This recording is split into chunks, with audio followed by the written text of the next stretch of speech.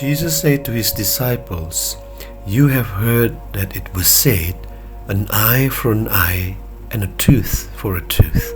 But I say to you, offer no resistance to one who is evil. When someone strikes you on your right cheek, turn the other one to him as well." Is this the last test in life? To not repay the evil deeds that we receive, be it slaps, insults, stabs, or blows? What is certain is that this happened to Jesus at the end of his life, and he gave us an example of how he calmly put no resistance at all. He also did not return harsh words and insults with curses, but with words of forgiveness. How could Jesus, as a fully human being, do this seemingly impossible thing? I once learned this from an experience of being punched by someone while waiting in line to receive a confession. In my opinion, the key is our emotions. Emotions have a big role in our lives. Jesus, as a human being, also had emotions, but he was not at all provoked by emotions, specifically anger and feelings of revenge. This does not mean that anger is necessarily a sin, but it is very difficult to be angry at the right time, with the right intensity, and to the right person.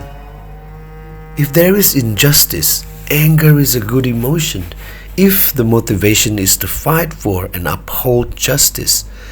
But revenge is not about upholding justice, but to multiply the violence that occurs both physically and verbally. And this is what Jesus wants us to avoid at all cost. By not fighting back, we stop the violence and injustice. We're not acting as judges, because there will be a divine and supreme court justice who will punish those who act unfairly and with violence. Why do I say that the key is our emotions? Because it will be difficult not to retaliate if our anger is overwhelming. And it will be very easy not to retaliate if there is no feeling of revenge.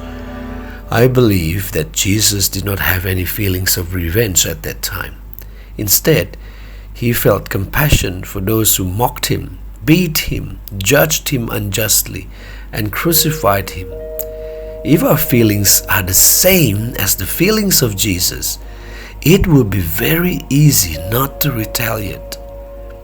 Feelings or emotions can be triggered by several factors. One factor is the past, meaning that there may be bottled up anger that has not been processed and may have entered the subconscious. Maybe when we grew up, there were injustices that happened in our lives, such as parents or siblings who used excessive violence, abusive words, or fathers who hit because they were drunk. Maybe we are taught not to be angry, so that anger is buried, and we never learn how to express anger in a mature way. Have you ever felt an overwhelming anger, which was simply too excessive, even though the problem was a trivial thing? This factor is important, and we need to know ourselves more deeply. If we process this past anger, then high awareness will free us from excessive feelings of anger. If those emotions were multiplied by suppressed emotions, then it would be much easier to control, right? The best way to deal with these excessive negative emotions is to bring them to Jesus himself. Remember incidents when we were overly angry. Then we come to Jesus and tell him just as it is. We ask Jesus what he wants to say about it. We have faith that Jesus or the Holy Spirit will say something or shed light on our inner wounds that need to be healed. Usually, the feeling of anger or resentment disappear when we hear the voice of Jesus in our hearts. Our emotions are healed by the words of Jesus which touch our souls. Let us then bring all our negative emotions to Jesus. This also draws us closer to Him because we make Him our best friend where we dare to confide in Him. There is an emotional closeness that we share with Jesus. Gradually our hearts and emotions are shaped according to His tender heart. Let us respond to the invitation of Jesus who said, "Come to me, all who are weary and heavy laden, and I will give you rest.